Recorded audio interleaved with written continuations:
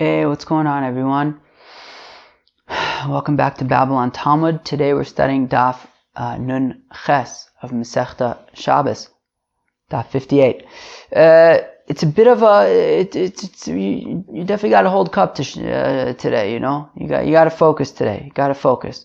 It's not insane, but you got to focus.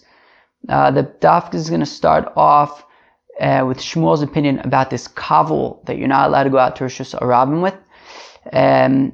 We mentioned yesterday the idea of this like tag of sorts, or this emblem that a slave needs to go out with to indicate that he's a slave.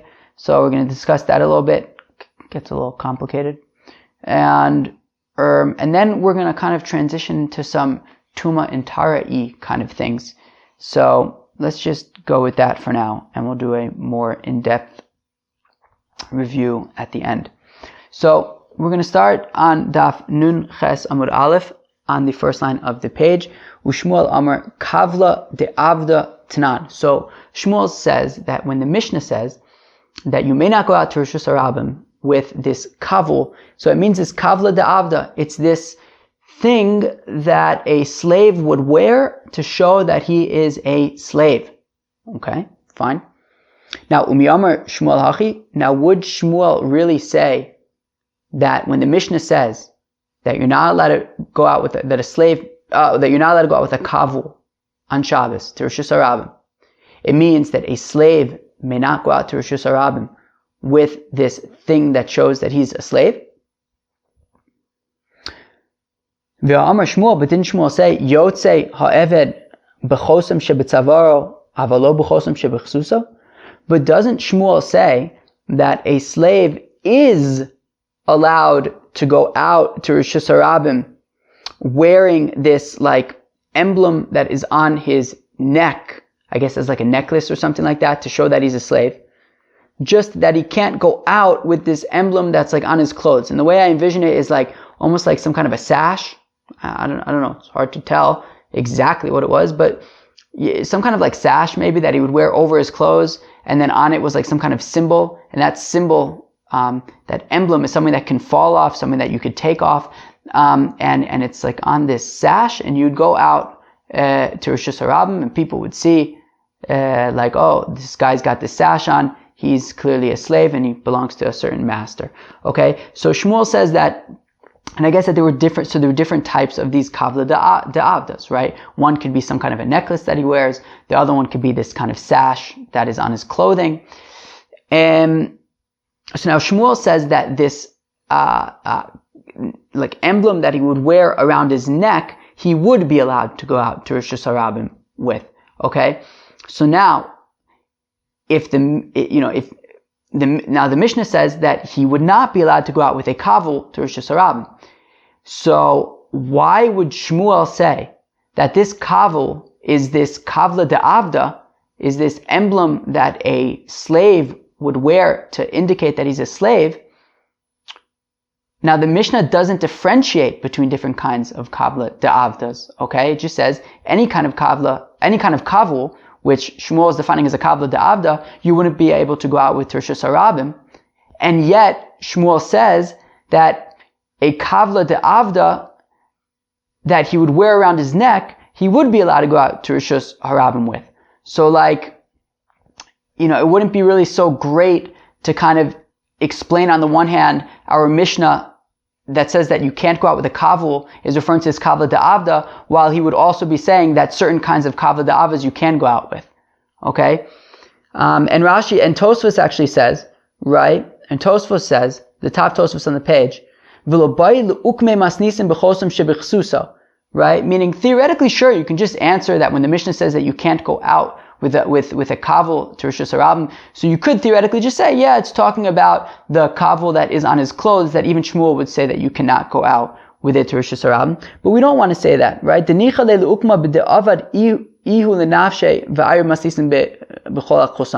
Whatever, because basically the Tosfos is referring to the answer already of the Gemara, but the point is that we want the Shmuel to make sense with the entire Mishnah. Right? So therefore, it's difficult for us to say that Shmuel would say that our Mishnah is talking about something that isn't that doesn't apply to every situation, right? So for him to say that the Mishnah is talking about this kavla de'avda while also holding that only certain kavla de'avdas he wouldn't be allowed to go to Rosh Hashanah is not really such a wholesome situation. Okay, so back from the top of the Gemara. So Shmuel Amar kavla de'avda tanan. So Shmuel says that when the Mishnah says, do not go out to Rosh Hashanah with the kavla, with a kavul, it means don't go out to Rosh Hashanah with a kavla de'avda, that a slave which should not go out to Rosh Hashanah with this thing that indicates that he's a slave. But would Shmuel really define the Mishnah as referring to kavla de'avda? Right, but Shmuel says that a slave is allowed to go out with this emblem that's around his neck, just not with the emblem that is on his clothing, right? So why would he establish the Mishnah in such a way that, is really only in specific situations? So the Gemara answers lo kasha, it's no problem. Oh, so Shmuel says that it depends. When the Mishnah says not to go out with a kavul, so that is when the slave himself made this kavul, right? The slave himself made this emblem that he then goes out with, and whatever, he may take it off, if it's around his neck or whatever.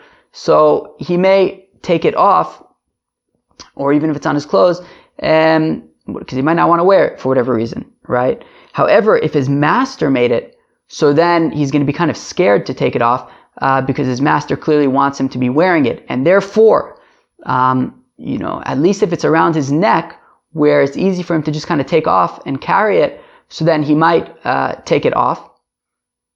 And therefore, no, I'm sorry.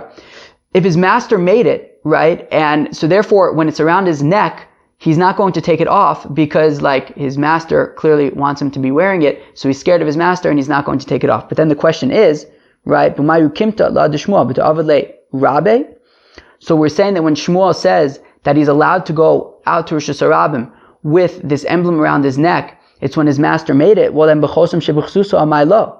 then shouldn't the same thing apply to the emblem that's on his clothes, right? Because Shmuel is saying that when a slave would be allowed to go out to Rosh Hashanah, okay, with this emblem around his neck, since his master made it and he's not going to take it off since he's scared of his master. But if that's the case, then he should also be allowed to go out to Rosh Hashanah with this emblem that's, attached to his clothing, because he's still going to be scared of his master and he's not going to take it off either. So the Gemara says, Dilma mifsak umirates umikapele umachisle akisve. So the Gemara answers, but there's a difference when it comes to this emblem that's on his clothes, and that is that Dilma mifsak, maybe the emblem will fall off of his clothes. Right now I'm imagining it's some kind of like a sash, some kind of, garment that he wears over his clothing, and this emblem is attached to the sash, and we'll see why. So maybe this emblem will fall off, umirates, and then the slave will get scared that, he's not going to want anybody to notice that his emblem is missing from his sash, and his master might think that he was taking it off to pretend like he's a free man. Umikapele, and what he's going to do is he's going to fold up this clothing, this sash, umachisle akisve, and he'll just put it on his shoulder, hoping that nobody's going to notice that this emblem is missing and that he lost the emblem.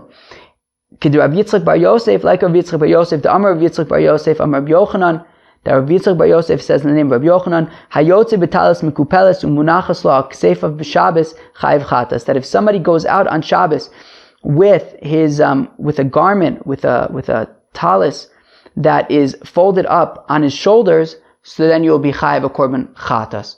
Okay. Let's just go weiter a tiny bit. V'chiyada amar le Shmuel Rav Chinina, and it's like Shmuel says to, Shmuel said to Rav Chinina bar Shila, Kulu Rabbana devei Gelusa lo lifku b'sarvale chasime, that all of the rabbis of the Reish Gelusa should not go out on Shabbos with these sashes that have this emblem of the Reish Gelusa on them. That apparently, everybody who worked for the Reish Gelusa would go out with these sashes to show that they are servants of the Reish Gelusa.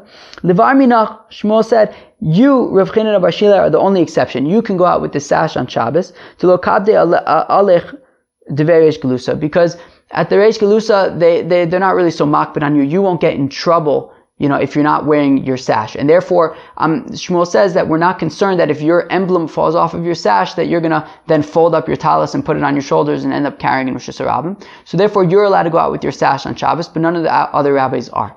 Okay, fine. So, what did we just say? It was a little bit complicated. So what did we just say? So Shmuel says that when our Mishnah says that you may not go out, that you may not go out to Rosh Hashanah with a kavul on Shabbos, it means that a slave may not go out with this kind of emblem that shows that he belongs to his master. Should not go out with that on Shabbos. And he explains that the Mishnah is talking about when the slave has made it himself.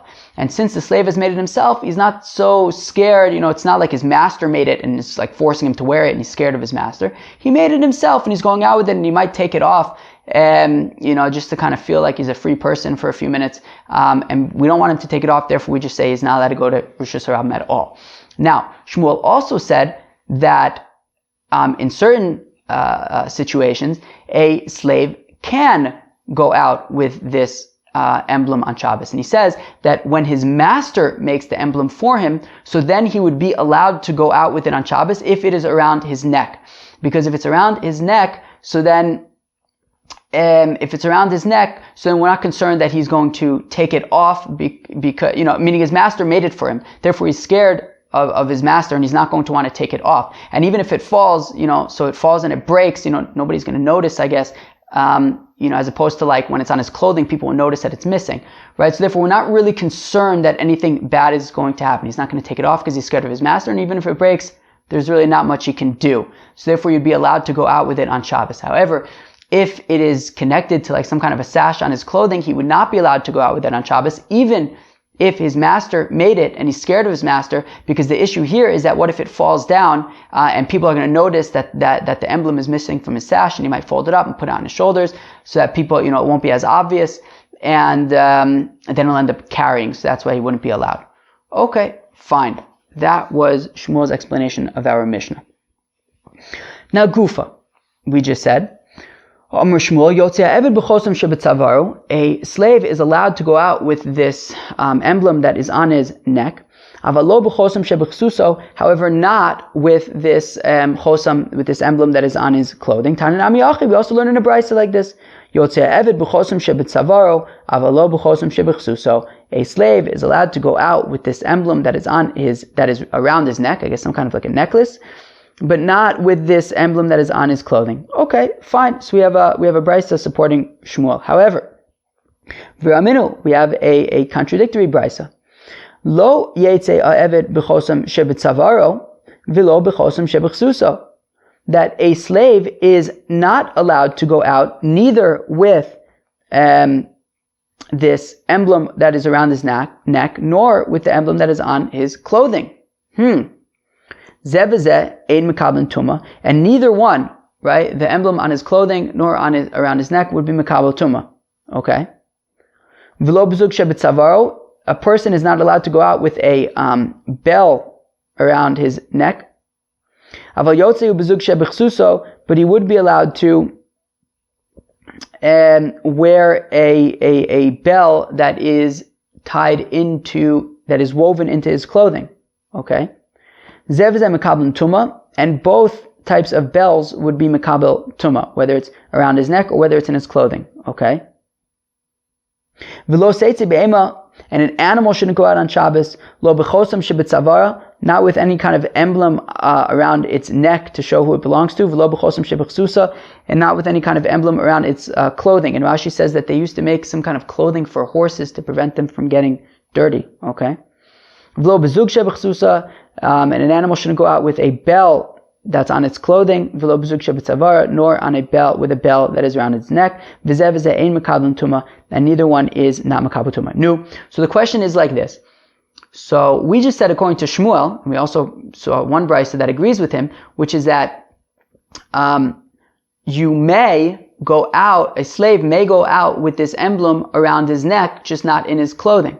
Now we have a brisa, however, another brisa that says, a different brisa that says that a slave may not go out with a emblem neither around its neck nor on its clothing. So what's pshat?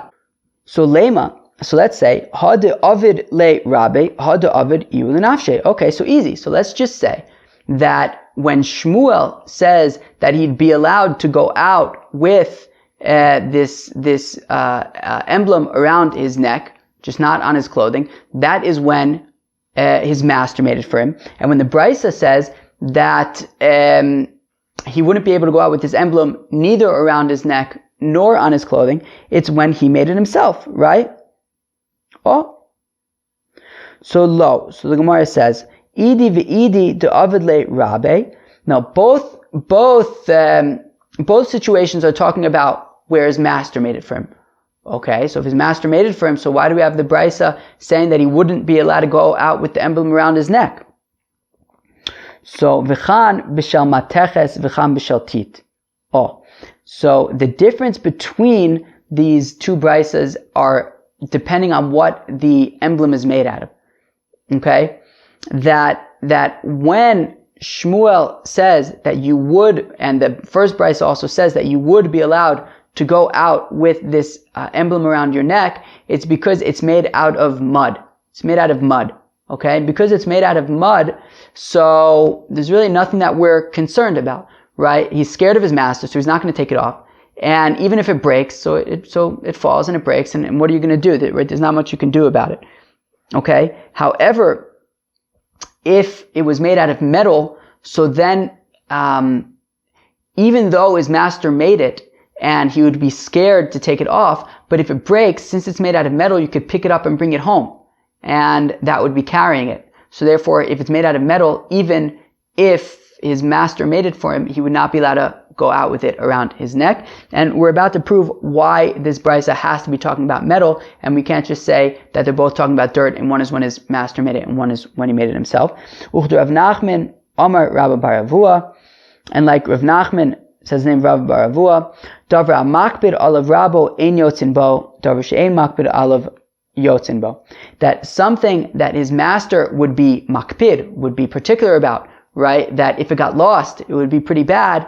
So then the slave would not be allowed to go out with it on Shabbos. Since if it falls and it breaks, he's going to end up picking it up so he could take it home so that his master won't be angry, and that would be a problem. But if it's something that the master doesn't really care about it, such as like an emblem made out of mud, which if it breaks, it breaks, so then he would be allowed to go out with it, since he's not going to take it off since he's scared of his master. And if it breaks, it breaks. There's not much you can do. So Achinami Mistavan, it also makes sense to say that this Brisa is talking about metal, and that's why he's not allowed to go out with it. Midikatani zeh v'zeh ein mekablim tumah. From the fact that the Brisa says that both the emblem around his neck as well as the emblem on the clothes are not going to be makabel tumah, right? Because it's not a tachshit, right? As Rashi says, right, the lolin noy of it, it's not made to be beautiful because it's kind of like a ganai. It's like not so, it's not really you wouldn't be so proud to be wearing this like slave emblem. And it doesn't have any kind of use. So it's not mekabel tumah. So now, iyamad bishlama shamateches. So I understand if we say that this emblem is made out of metal, and that's why we have to say that these emblems are not mekabel tumah. Hani hudla makabli tuma. Yeah, these emblems are makabli tuma. Hakelim the two makabli tuma. But vessels made out of metal would be makabel tuma. Alayu amad b'shel tit Tanya. But if you're going to say that the Brisa, right, that we're talking about these emblems that are made out of mud, and we're saying that you're not allowed to go out with them on Shabbos. So we're saying we're not allowed to go out with it on Shabbos, but we're also saying that they're not makabel tumah. But why do you have to tell me that they're not makabel tumah? Obviously they're not. Hani hu d'lo makabel tumah, hakelim d'tu makabel tumah. What? These emblems are not makabel tumah when they're made out of mud, but if you would make like other vessels out of them, then they would be makabel tumah. Like what's the havamina to think that these emblems would be makabel tumah in the first place if they're made out of mud? V'atanya, we learn in a brisa, Klei avanim, klei galalim, uchlei adama, vessels made out of stone, vessels made out of manure, dried manure, and vessels made out of earth, out of mud, ein mekabel tumah. They're not mekabel tumah. Now, do not confuse this with earthenware. Earthenware is like made in like a furnace, and it's made into a kli. This is just like mamish, just like mud. Okay, and we're saying that right, that vessels made out of mud are not mekabel tumah, not midoraisa and not midirabanan, not at all. Even all those dirabanans that we've learned about that make tumah all complicated, that doesn't apply to vessels made out of mud. They will not be mekabel tumah, and therefore, if we're talking about emblems made out of mud, well, you really wouldn't have to say that they're not mekabel tumah. Obviously, they're not mekabel tumah. From the fact that the Bryce had to say that they are not mekabel tumah means that they're made out of metal, which is something that in general would be mekabel tumah. Ella shmamina, shomateches shmamina. So it must be that these, we're talking about emblems that are made out of metal. And that's why we have to say that they're not mekabel tumah. And the reason why you cannot go out with them on Shabbos is because that the slave can't go out with them on Shabbos, even if it's around his neck, and even if it was made by his master. It's because if it falls, he might pick it up and bring it home. Okay, fine. All right. Omar Mar, we said earlier, v'lo bezug shebetzavaro, aval yotzei bezug shebechsuso. So we say that a person cannot go out with a bell around his neck, but he can go around with a bell in his clothing. So, zug shebetzavaro amai lo. Why can't he go out with a bell around his neck? So, dilma mifsek v'asa isuye. Well, because maybe it'll break, and then he'll end up carrying the bell. But zug shebechsuso nami lechush dilma mifsek v'asa isuye. But why aren't we also concerned that this bell that's woven into his clothing could also fall down, and then you might end up carrying it for amos and shusarabim? Sachab mayaskinan demicha be mumcha. Here it's talking about where it was woven into the clothing by an expert. And it's like Rav Huna ber Rav Yeshua. We saw Rav Huna ber Rav Yeshua the other day in a little bit of a different context, but he said anything that is woven, they don't make a gzera. And therefore, since this bell is woven very well into this clothing, so we're not concerned that it's going to fall, and you can go out with it to Rosh Hashanah, and we're not concerned that it's going to fall and you're going to carry it. Now, we saw Rav Huna ber Rav Yeshua the other day in terms of saying that like a woven thing that you put in your hair is not going to make a chatzitza in the mikveh, since it doesn't wrap around the hair very well, and therefore you can go out with it on Shabbos because you're not going to have to take it off to go to the mikveh. But here we're saying that, anything that's woven, they don't make a gzera, and therefore, as long as the bell is woven into the clothing, we're not concerned that it might fall. Okay, fine, very good. Weiter. Amar Mar, we said earlier, we said that a animal cannot go out with an emblem on its neck, not with an emblem on its clothing, not with a bell around its neck, not with a bell in its clothing. Now, here's the important part. It says that now none of these are going to be mekabel tumah, right? Neither the bell nor the emblem are going to be mekabel tumah. Now, here's the thing. Now, the bell of an animal is not mekabel tumah? Since when? V'raminu. We have a contradiction. Zug shel behema tameh. The bell of an animal is tameh. So why would this brisa say that the bell of an animal is not mekabel tumah? If we have another brisa that says that the bell of an animal is mekabel tumah. V'shal deles tahor. Now the bell of a door would be tahor, would be pure. It would not be mekabel tumah, because a door is part of a house, and a house is not, right? A house is not mekabel tumah. It can get tumas negayim, I guess, but other than that, it's not mekabel tumah. It's considered part of the ground, karka. And the door is considered part of the house, and the bell is tafel to the door. It's considered, it's connected to the door, as Rashi says at the end of the first Rashi on the page, anything that's connected to it is like it. Therefore, this bell is not going to be mekabel tumah if it's connected to the door. Now, if you have this bell that you initially had for the door, so it wasn't mekabel tumah, and then you decided, you know what, I'm going to use this bell for my animal. Okay? So, at that point, tameh. It becomes tameh, right? And we're going to invoke this principle in a minute that we've already seen, I think twice already. Right now, shall behema vaso ledeles, and if you had this bell that was initially for an animal, so it was able to be makabel tumah, vaso ledeles, and then you decide, you know what, I want to use it instead for my door, right? Af al pisha chibro ledeles ukvao b'masmerim tameh. Even though he took this bell from his animal, he put it on his door, he even nailed it into the door, right? Still, it's going to remain tameh. Why? Because kalim can become tameh just by a thought. And the only way to remove them, to release them from their tameh status, is by doing an action, a shinui maisa. Therefore, if you have a bell that was connected to a door, now when it's connected to a door, it's not going to be makabel tumah. But he decides that he wants to use this bell for his animal. Well, at that point, just the thought of deciding that he wants to use his bell for his animal is enough to allow it to be makabel tumah. Now, the inverse, which is that when he had a bell for his animal, okay, and when it was for his animal, it was able to be makabel tumah, and then he decides, you know what, I want to use this bell for my front door, well, it's going to remain tameh, because that thought that I want to use it for my door is not enough. And even if he takes it and he nails it into the door, it's going to remain tameh, because nailing it into the door isn't really changing the actual bell. It's just fastening it to a door. It's not changing it. And therefore it's going to remain tameh. No, so what do we see from this brisa? We see from this brisa that the bell of an animal is makabel tumah. So how come our brisa that we had was saying that when you have a bell around the neck or in the clothing of an animal, it is not makabel tumah? That's the kasha. So the Gemara says, lo kasha, it's no problem. It depends if there is a clapper in the bell or not, i.e. if there's that thing in there that makes noise, okay? So, our brisa is talking about where there's no clapper. Because there's no clapper, it's not makabel tumah.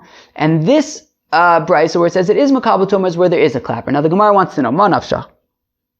Either way you look at it, I don't get it. I manahu. So now, right now, the Gemara is assuming a mana is a kli, right? So now, right now, the Gemara is assuming that what this means, mana, it means it's a tachshit. It means it's an adornment, okay? So therefore, I manahu, if we're saying that this bell that we have on the animal is considered an adornment, well then, even if it doesn't have a bell, a clapper, well, it's still an adornment. Who cares if the clapper's in there? It's an adornment. And therefore, it should be tameh. Ilav manahu, and if we're saying that it's not considered an adornment, well then, inbo mashvele mana is simply putting a clapper in there, going to make it an adornment. This thing isn't an adornment, right? I don't care if there's a clapper in there or not. So therefore, the Gemara says, I don't understand what difference having a clapper in the bell makes regarding tumah. Okay? If the thing is a tachshit, it will be a tachshit and be makabel tumah regardless of if there is a clapper in there. And if it's not a tachshit, well then also it won't be considered a tachshit, and it won't be makabel tumah whether or not there is a bell in there. So the Gemara says actually it does make a difference if there's a bell, because it's not about a tachshit, right? This bell I said bell, but I meant clapper, right? So we say, this bell, and now I mean bell. So this bell that we're talking about for an animal, it's not an adornment, okay? It's a matter of, is it a vessel? Is it a kli that serves a purpose, a function of making noise, right? So, Kid Rabbi Shmuel bar Nachmani, and it's like Rabbi Shmuel bar Nachmani, Amar Rabbi Yonasan, the Amar Rabbi Shmuel bar Nachmani, Amar Rabbi Yonasan, Minayin l'mashmiya kol b'chlei matechos shu tamei, so how do we know that when you have a metal object that makes noise, such as here with the bell, and therefore only when it has the clapper in there, and therefore it'll make noise, will it be tameh? But if it doesn't have the clapper and it doesn't make noise, then it will be tar, because it won't be a kli. Shenemar, as the pasuk says, kol davar asher yavo ba'esh taviu ba'esh. So the pasuk says, it was like by the war with Midian, and then there were all these metal things, and we're saying, how can the Torah is describing how to make these things, these tameh things tahor, and it says, look, if it's something that, when crafting it, you craft it with fire, such as metal things, so then the way that you would make them pure would be through fire, okay? And then we expound from that pasuk, what does it mean, called davar asher yavo ba'esh? So they say, afilu dibur yavo ba'esh, meaning, even dibur, like speech, something that makes a sound, right? That even something like that, that makes a sound would be considered a kli that would have to become purified through fire. So we see that, as long as it makes noise, it would be considered a kli. And therefore, we want to say that our brisa that says that the bell of an animal would not be makabel tumah is because it does not have a clapper in it. And the brisa that says that the bell of an animal would be makabel tumah is because it does have a clapper in it, and therefore it's a kli. So 1 second, says the Gemara. So 1 second. So we're saying that our brisa, which says that the bell of an animal is not makabel tumah, it's because there's no clapper in there. But ema mitziasa. What about the middle case of that brisa? Remember that brisa had 3 cases, right? One was a slave going out with his emblem. Then there was any human being going out with a bell.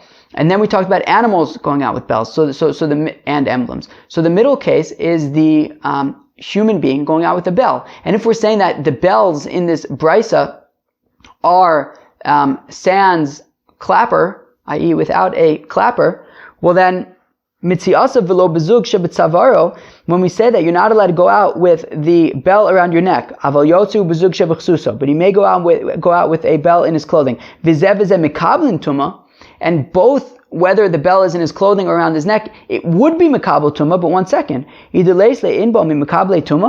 But if it doesn't have a clapper in there, if we're saying that the bells in this brisa don't have clappers, well then why would the human bell be makabel tumah without a clapper? But we have a contradiction. If a person has a mortar, and in that mortar he grinds up spices for incense, okay? And we learn in a Mishnah in Krisos that we say in the Ketores that Hakol Yafel Absam, that voice is good for making incense, or sounds are good for making incense, and therefore he has these little bells on his mortar, so that when he's grinding up his spices in there and he's pounding out his spices, there will be some sound from the bells that will make the spices better. V'la'arisa, or if somebody has bells in his baby's crib, so that it'll make some noise and put the baby to sleep. V'la mitpachos sfarim, or on Sifrei Torah, that they would have bells so that people would hear kids would hear the bells of the Sefer Torah when it's going to the Beis HaMedrash, and they would go out to go study Torah. Maybe that's why we have like bells on the crowns of our Sefer Torah and stuff. V'la mitpachos tinokos, and this is the important thing, that the bells that are for the babies, I guess they would put bells on like the clothing of babies so that you would hear them, I guess. Yesh lem in bal tamein, ein lem in bal tahorin.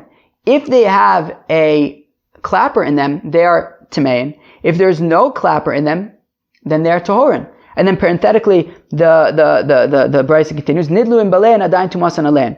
Now, if you remove the clapper, they remain tameh, beseder. We'll get to that in a minute.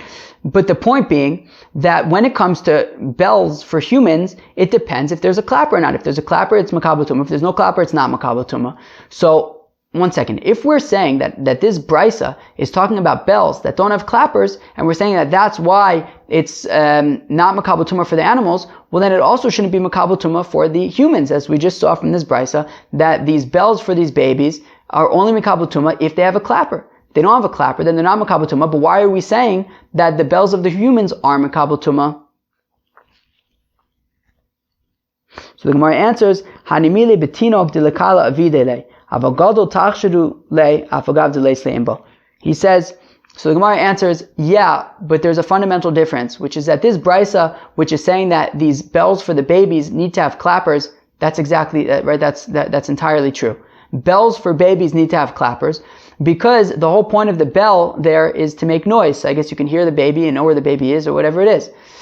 However, bells for like grown-up babies, for adults, so that's just an adornment. And because it's just an adornment, it's not really important that there is a clapper in there per se, and it can be tameh even without, it can be makabel tumah even without the clapper, simply as an adornment. Okay, so we are saying that this brisa is talking about where there is no clapper in the bell, and on an animal it would only be, the bell would not be makabel tumah, because for an animal, you would need the clapper to make noise, so you could, I guess, see where the animal is. And if it doesn't have a clapper, it won't make noise, therefore it won't be makabel tumah. But for a human, even though there's no clapper, it's just for an adornment, and it will be makabel tumah even without the clapper. Omar Mar. So we just said, nitlu in belein adain tumason alein. No, so we said that by these babies, right? So you make this bell for a baby, and we're saying that if it has a clapper, it's makabel tumah. If it doesn't have a clapper, it's not makabel tumah. And then we say that even if, right, you remove the clapper from this baby bell, it remains tameh, or at least mukhshel makabel tumah. The question is why? Lemay chazu. What are they fit for? Right? Meaning, if you have a kli and the kli is tameh, and then you break it, so then it's no longer tameh, right? So, let's say you have this bell, and you remove the clapper from it. Why should it remain tameh? What's it good for? What can you use it for? It's a bell without a clapper. So Abai says, look, you're right, you removed the bell. Great job. You removed the clapper. But anybody could put that clapper back, therefore it's not really considered broken. Sure, right now you won't really be able to ring the bell, but just put back the clapper and now you can. So it's not really considered being mevatel the kli. Okay, fine. Therefore it will remain tameh. Masav Rava. But Rava asks a kasha. Hazug va'inbal chibur. So we have a brayso that says that a bell and its clapper are considered connected. And therefore, if when a bell and clapper are connected, they're considered connected, that implies that if you were to remove the clapper from the bell, then they wouldn't be connected anymore, and the bell would be not complete, right? It would be missing. As Rashi says in the Dibur Maschal Zug ve'inbo chibur, he says, V'cheven the kari, like 2 lines into the Rashi, V'cheven the kari lechibor, since we're calling them connected, Sham'inan mina, Dechinis pardu, have kli shenito mikzaso. That when they are separated, it would be considered a vessel that part of it has been taken away from it, right? That it's missing part of it. And therefore, Rava wants to say that based on this brayso, removing the clapper from the bell would be considered breaking it, right? It was a kli shenita mikzaso. And therefore, simply removing the clapper should be enough to release it from its tumah. So v'chitem, and if you're going to say hachi kamer, this is what the brayso means. Afal gabdelo michaber kimand michaber dami. No, maybe you're going to explain that what this brayso is saying is that even when they're not actually connected, we treat it as if they are connected. Okay, so you have a clapper and a bell are so connected that even when you remove the clapper, we still treat it as though they are connected, and that's why the tumah remains. But one second, Be'atanya. Now this is a brayso that we have seen before on Daf Mem Ches Amud Beis. It's a little bit technical, but not too bad. Masporas shel prakim. If you have scissors that are made up of 2 separate blades that can be separated, that can separate. Okay, ve'izmol sharahitne, or this plane that of carpenters, right? They had that plane which was like this wooden structure that you would put a knife in there, and then you would kind of slide it on the wood, and it would straighten it out. So we say chibur l'tumah. They are considered connected, right? But both these scissors and this plane are something that are 2 separate pieces that you can separate, and when you're actually using them, you put them together. And we say that they're considered connected regarding tumah, that if, let's say, one of the blades of the scissors becomes tameh, so then the whole thing becomes tameh. Ve'ein chibur la'aza'ah.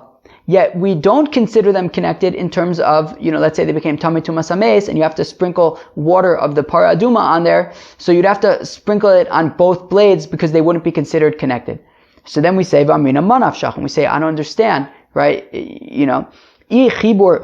If we're saying that they're considered connected, and therefore if one blade becomes tameh, so then the other blade becomes tameh, well then afilu la'azah, well then the same thing should apply for sprinkling, that as long as I get the water of the paraduma on one of the blades, it should be enough for the other blade. V'ilo chiburhu, and if we're saying that they're not considered connected, well then afilu l'tumah nami lo. Well then also regarding tumah, if they're not connected, so then if tumah gets on one blade, it should only be local to that blade, it shouldn't affect the other blade. V'amar Rabba, and Rabba said, Dvar Torah that really midoraisa b'shas milacha, and this is the important part, that midoraisa b'shas milacha chibur bein l'tumah bein la'azah, that when you are using these scissors or this plane, so then they are considered connected for everything, right? That if tumah gets on one part, well then the other part will be tameh, and if you are sprinkling afer paraduma on one of them, it would work for the other one as well. And shelo b'shas milacha, and here's the really important part, that when you are not using them, eino chibur lo l'tumah v'lo la'azah. When you are not using them, when they are not in use, even though they're still connected. So you have these scissors, you connected these scissors, and now you're using them. You stop using them, they're still connected, and yet we say that they aren't considered connected. And therefore, if tumah would get onto one blade of the scissors, it wouldn't be matame the other. And if they were already tameh, and then you get mei efer paraduma on one of the blades, it would work for the other. It would not work for the other, right? Because you're not using them, so therefore they're not considered connected.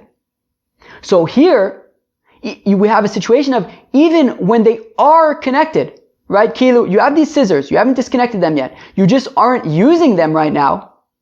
And even though they're still connected and they're one piece, we consider them to be disconnected. So then certainly in our case of the bell, where mamish, the clapper has been physically disconnected from the bell, certainly then they would not be considered connected. Right? So, Abaye wanted to say that since anybody can put it back, it would still be considered, tameh. Rava says, what do you mean? But we have a brisa that says that a bell and a clapper are considered connected. And therefore, if you remove the clapper, it's considered to be a kli that's missing part of it. And if you're going to say that, yeah, but this is unique in that even when they're disconnected, they're considered connected, what do you mean? Well, we have this thing with the scissors that are made up of two pieces, and we say that even when they are connected, just that you're not using them at the moment, they're considered disconnected. Well, then certainly over here, where the clapper is mamish disconnected from the bell, it would be considered disconnected and shouldn't be makabel tumah anymore. Okay, then the Gemara says, look, v'gazu al tumah shelo b'shas melacha mishum tumah shi b'shas melacha. Back to the scissors case, right? The reason why we say that we always consider these scissors to be connected regarding tumah is because we're concerned that when you're using the scissors, so then if tumah gets on one part, it's going to be matame the other part also. So therefore, we say even when they are not even when you're not using them, and they're technically two separate parts, if tumah gets on one part, it'll still be matame the other part. And we say that even when you're using the scissors, and theoretically, if Efer Paraduma gets on one of the blades, it would work for the other blade. We still say that you should put it on both blades separately because when you're not using them, they would be considered separate. So even when you are using them, we treat them as separate. Fine. No. So Rava wants to say that even when So Rava says, it would make sense to me that when you separate the clapper from the bell, so then it would be considered no longer makabel tumah. So Rava explains, how come when you separate the clapper from the bell, it remains able to be makabel tumah? Since you could theoretically still take this bell even without the clapper and just bang it on some earthenware and it would make a noise, therefore it remains tameh, right? And Rashi explains that, meaning when you have a kli that is tameh, it's not enough just to put like a tiny hole in it. You have to put a hole in it that is, big enough to make it unusable anymore. But just a little hole wouldn't release it from its tumah, okay? And therefore removing the clapper is like making a little hole in a kli. Meaning sure, you're separating it, but it's not enough to really make it completely dysfunctional. You could still bang it against earthenware or something and it'll make noise, therefore it remains tameh. So sure, it's a kli shenita miktsah, it's a kli that part of it has been taken, but not enough of it has been taken because you could still use it. Itmanam was all we also learned in a statement of Amoraim. Amar Reb Yossi Reb Chanina Ho V'Roi La'Kish Al Gabi Cheres. Since you can knock it against some cheres and it'll make noise, therefore it still is Makabel Tumah. Wow. Okay, that was a bit of a involved daf. I guess whenever it involves Tumah and Tara, things become a little bit intense. But let's go over the brisa. So the brisa, oh my gosh, my brain is fried. So let's go over the daf. So we started off talking about that kavul, right? This kavul that you don't go out to Rosh Hashanah with. And Shmuel said it's talking about these emblems that the slaves wear. And we say that you don't go out to Rosh Hashanah. To them, we asked a question. And we said, yeah, but Shmuel says that these emblems that go around the neck of the slaves, they can go out to Rosh Hashanah. So why would he explain the Mishnah to be referring to these emblems of slaves and saying that you can't go out to Rosh Hashanah if we know that there are certain situations where Shmuel says that you would be allowed to go out to Rosh Hashanah? So we say, well, the Mishnah is talking about where he made it himself, and therefore, he might be more tempted to remove it and walk in Rosh Hashanah with it. Whereas when Shmuel says that he would be allowed to go with it around his neck, it's when his master made it, and therefore he's scared of his master and he won't remove it. How come then he says that you're not allowed to go out with it when it's connected to the clothes? Because that's a different thing, which is that maybe the emblem will fall and break, and then he will feel uncomfortable with the fact that he's missing his emblem, and he'll fold up this sash that it's on and put it over his shoulders and carry it, and that will be a problem. Now, we had another brisa that said that a slave is not allowed to go out with this emblem, whether it's around his neck or on his clothes. And we ended up saying that brisa is talking about where it's made out of, where the emblem is made out of metal, right? And even if it's made from his master, and if we're scared of his master, but the fact of the matter is, if it's made out of metal, even if it's around his neck, he can't go out with it, because if it falls, he's going to pick it up and take it back to his master, because his master will care about it. Where if it is made out of mud, well then, if it falls, it doesn't matter. He's not going to pick it up because it's not super important. His master won't care enough about it, therefore he can go out with it. Now, as part of that later brisa, we said that a animal can not go out with bells or with these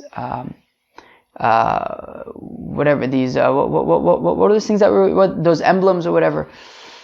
So, and we said that they are not makabel, right? That the bell of an animal is not makabel tumah. We said, well, I thought that the bell of an animal is makabel tumah. So basically, we have a few different distinctions over here when it comes to bells.